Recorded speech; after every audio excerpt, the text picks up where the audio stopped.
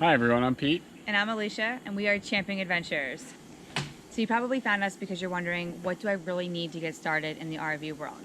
Well, we're here to tell you and talk about some of the things that you absolutely need to get started. So let's go take a look. So this is your sewer hose. You're going to want one of these. I prefer the Rhino. It's the best. You can buy sections fairly cheap, and it works really easy. Fits in your bumper really well. Going to need a 90 for the sewer adapter. It screws into most of them. I haven't had a problem yet. Black flush, if you're equipped with black flush, hook it up to your water spigot into your black flush. It'll help when you're cleaning the system. And of course, you're going to want gloves because you don't want poop on your hands. So now we're moving on to the water system. You're going to want a separate hose from the black flush hose. So this we have is a 0G hose, and it is safe for drinking. You want to make sure you find a hose that is definitely safe for drinking. We also use a filter. This is a 1 micron filter. You can get a cheaper one. I don't know what the difference is yet. We've just got this style, mainly because we go to a lot of campgrounds, but it reduces the bad taste, odors, heavy metals, chlorine, and a lot of other stuff that comes with water. That's what it looks like, just in case you wanted to know. I suggest having a water regulator. I know a lot of people, or water pressure regulator. I know a lot of people don't use them.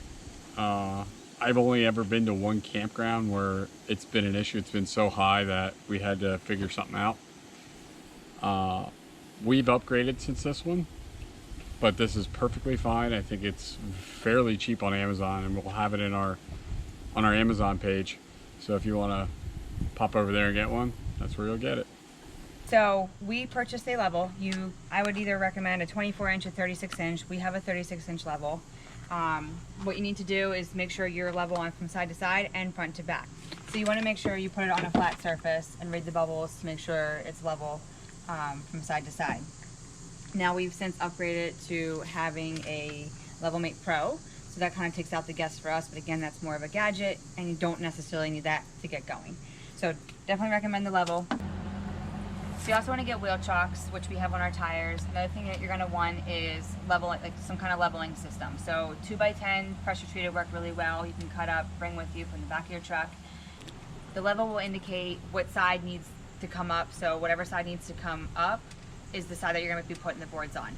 We have since upgraded to these beach lanes, and they've made life so much easier coming to a campground. They're really simple. You just put them on the ground. You can either do one or two ways. You can either back up onto them or drive up onto them. So sometimes we do either or. Really love these. You can purchase them on Amazon where we got them, and I think they're around like $80.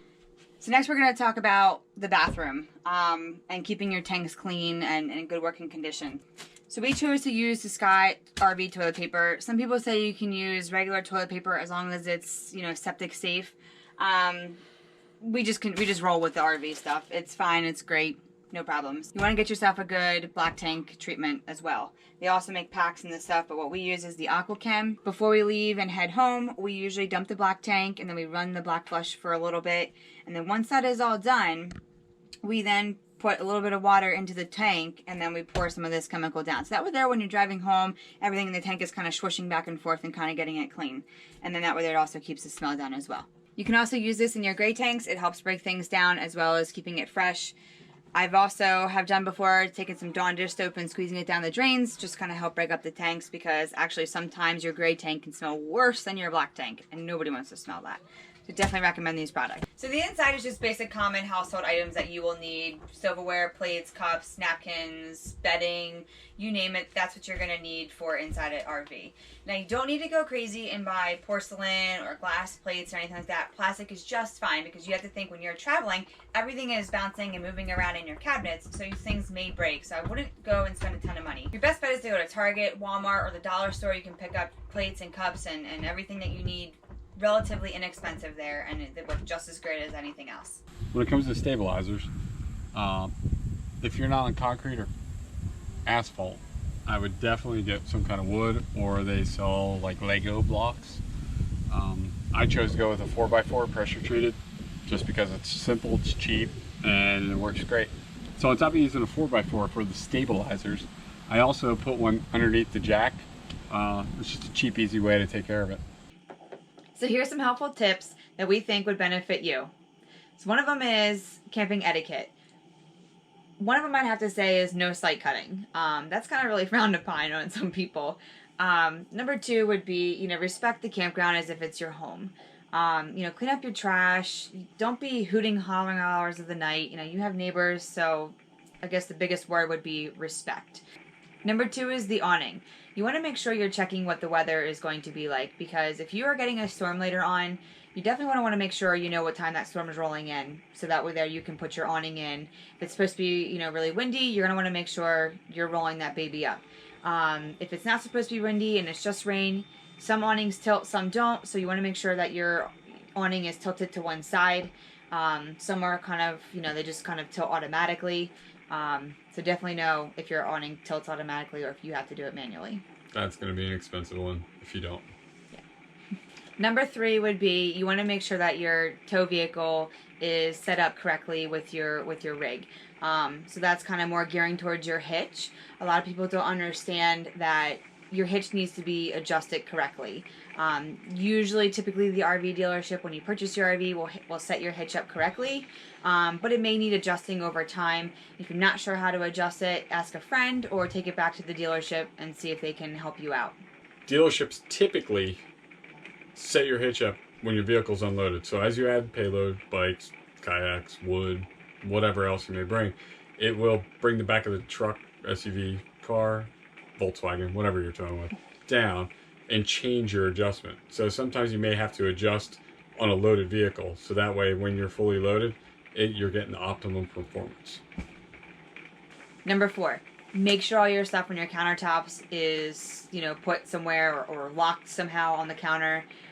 Usually I have to take everything off and put it on the floor and secure it that way. Make sure your indoor fridge is locked. If you have an outdoor kitchen, make sure that fridge is locked. We've had a few times already, if you haven't seen other videos previously, where I forget if I shouldn't say forget, I can't remember if I did or did not lock the fridge, and usually we're pulled off on the side of the road, I'm running back and checking, and it is locked. So you want to make sure those things are taken care of before you head out. Make sure the windows are latched, because I can't tell you how many times I've gone down the road and see them flopping in the wind because our kid accidentally knocked it off the latch. I actually thought maybe just putting a rubber band around it so that way they can't come off the latch and open. I don't know. Hair tie will work too. Super glue, duct tape, whatever you feel like. I don't recommend the last two. Yeah, I wouldn't advise of them. Thanks for watching. I hope our information was really helpful. If you have any more questions, just comment below. You can also follow us on Instagram at Champing Adventures. And don't forget to subscribe to us and like our video. We'll see you guys later. Adios.